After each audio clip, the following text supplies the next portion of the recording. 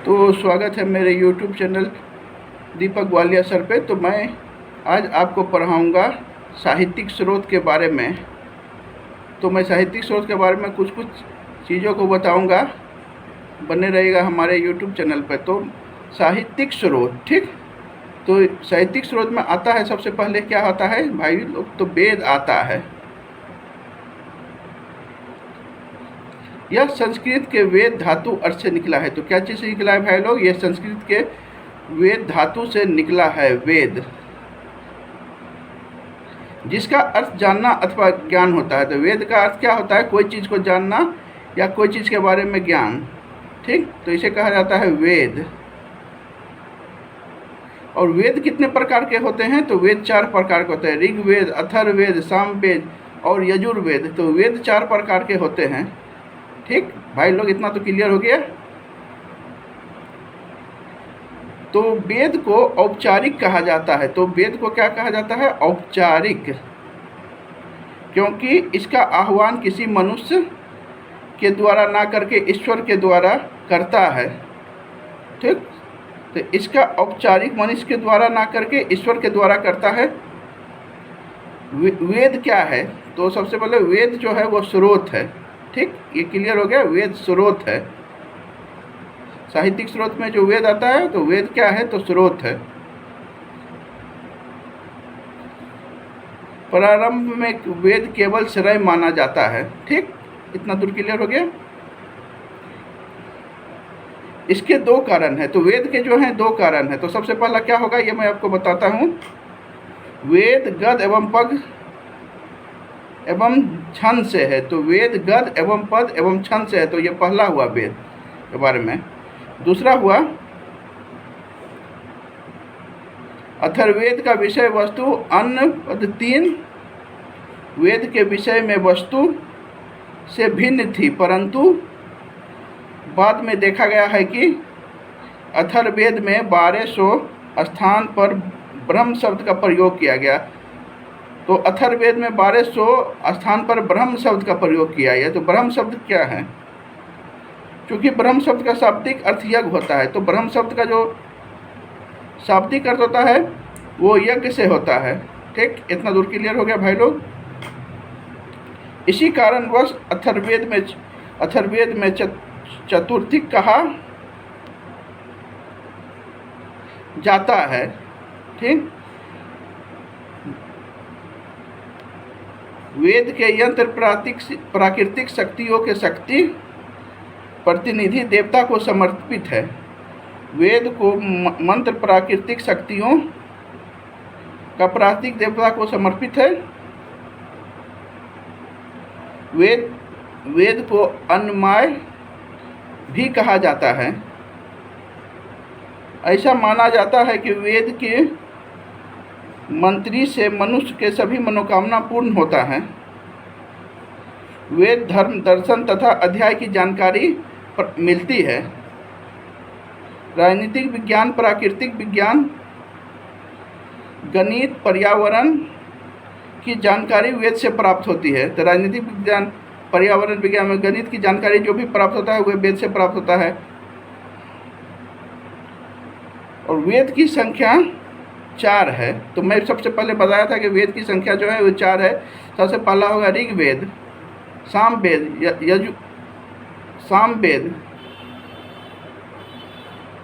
तो ऋग्वेद की संख्या 4 है। सबसे पहले मैं आपको बताया था ना। तो सबसे पहला होगा ऋग्वेद, यजुर्वेद, सामवेद, अथर्ववेद। तो 4 तरह का वेद होता है। अगर कुछ मिस्टेक हो गया होता है इसके लिए मैं आपको सॉरी बोलता हूँ। तो सबसे पहला है ऋग्वेद, ठीक। तो भाई लोग सबसे पहले मैं आपको ऋग्वेद के बारे में बताऊंगा। ऋग्वेद यह प्राचीनतम वेद है। इसमें कुल 64 अध्याय हैं। तो ऋग्वेद क्या है? यह प्राचीनतम वेद है। इसमें कितने अध्याय हैं? तो 64 अध्याय हैं। इतना दूर क्लियर हो गया। 10 मंडल हैं, अथवा पहला और 8वां मंडल और 10वां बाद में जोड़ा गया। तो पहला और 8वां मंडल और 10वां मंडल जो है इसे बाद में जोड़ा गया है। अर्थात शेष है। दूसरा से 7वां मंडल प्राचीनतम मंडल है, इसका आह्वान विभिन्न ऋषि मुनि मंडल के नाम से भी जाना जाता है। तो इसका आह्वान जो है ऋषि मुनि मंडल के नाम से जाना जाता है। नवम मंडल मध्य मंडल है, तो नवम मंडल जो है वो मध्य मंडल है। ऋग्वेद में 228 सूक्त है। तो भाई लोग, ऋग्वेद में कितने सूक्त हैं? तो 228 सूक्त। ये चीज़ याद रखिएगा, ये एग्जाम में पूछेगा कि ऋग्वेद में कितने सूक्त हैं, तो 228 सूक्त, यही इसका सही आंसर होगा। 10,492 मंत्र है, तो ऋग्वेद में 10,492 मंत्र है। ठीक, ये भी क्लियर हो गया। 1,53,826 शब्द है, तो 1,53,826 शब्द है ऋग्वेद में।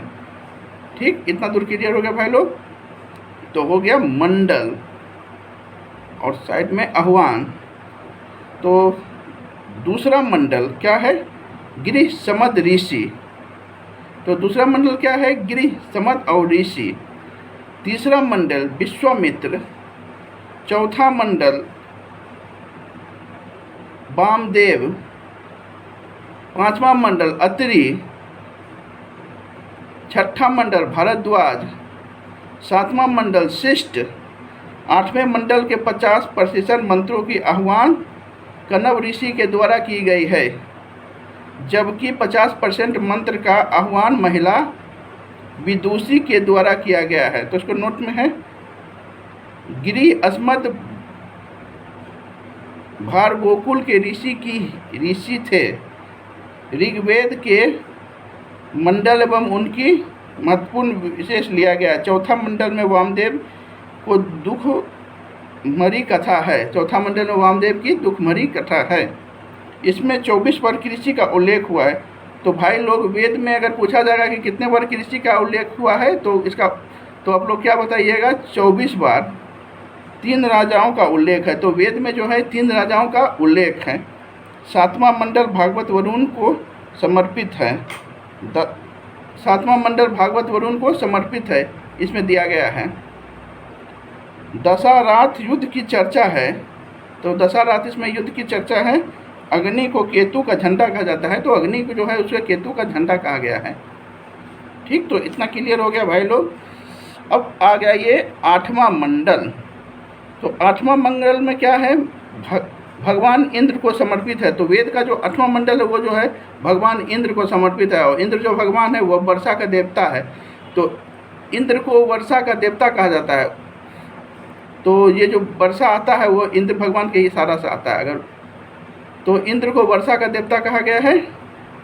दशाराव युद्ध की चर्चा है। तो इसमें दशाराव युद्ध की भी चर्चा है।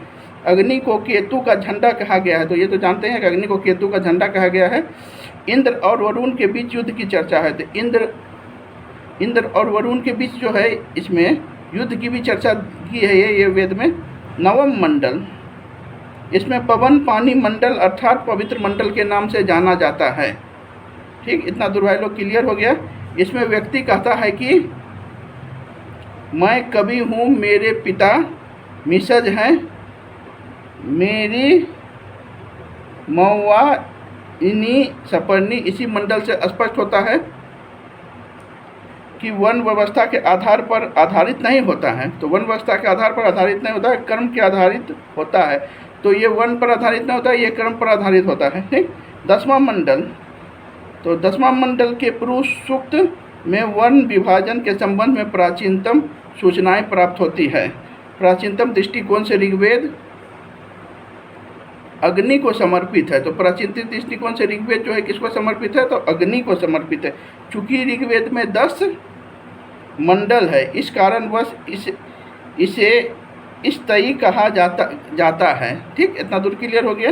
ऋग्वेद में 5 शाखाएं हैं। तो ऋग्वेद में 5 शाखाएं कौन कौन सा है? तो पहला साकल, दूसरा वास्कल, तीसरा आशोलायन, चौथा संखायान, 5वां मांडुक। और ऋग्वेद में 10 महत्वपूर्ण सूक्त। तो पहला क्या होगा भाई लोग, मैं बताता हूँ।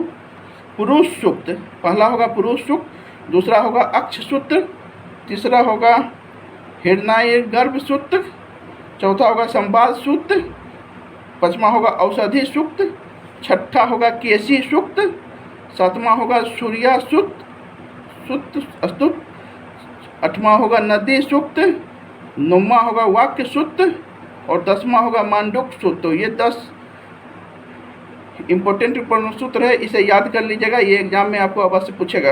अब अथर्ववेद में आ जाइए। तो यह अशोक के रूप में गद्य में है। इसमें कुल 40 अध्याय हैं। तो अथर्ववेद में 40 अध्याय हैं। इसके 2 शाखाएं हैं। तो अथर्ववेद के 2 शाखाएं कौन कौन है भाई लोग?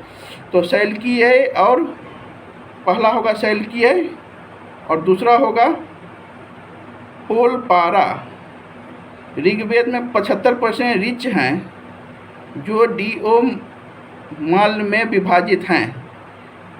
इसमें सूक्तों की संख्या 75, तो ऋग्वेद में सूक्तों की संख्या जो है 75 है, जबकि 5889 भंग हैं। समनाचार्य जो महुआचार्य के भाई जिन्होंने अथर्ववेद को भाषण लिखा, पुरुषार्थ के अर्थात धर्म काम मोक्ष का विस्तृत अथर्ववेद में किया गया है। ठीक, तो आश्रम भाई लोग 4 प्रकार के होते हैं। तो पहला होते हैं ब्रह्मचर्य आश्रम, दूसरा होता है गृहस्थ आश्रम, चौथा होता है वानप्रस्थ आश्रम, तीसरा होता है वानप्रस्थ आश्रम, चौथा होता है संन्यास आश्रम। तो इसमें आ जाइए आश्रम और इसमें पुरुषार्थ। तो पहला होगा ब्रह्मचर्य आश्रम, इसका होगा धर्म से संबंधित है। वो गृहस्थ आश्रम अर्थ से संबंधित है, वानप्रस्थ आश्रम काम से संबंधित है और संन्यास आश्रम मोक्ष से संबंधित है। अथर्ववेद में 2 मंडल को 6 मंडल और सबसे बड़ा मंडल है। अथर्ववेद में सम और समर्पित की प्रजापति 2 पुत्री कहा चित है, अर्थात अथर्ववेद में केशवपूर्ण को वाल्कित अर्थात वाले वाष्प कहा जाता है। स्त्री प्रथा का प्रथम साकेतिक प्रमाण अथर्ववेद से प्राप्त होता है।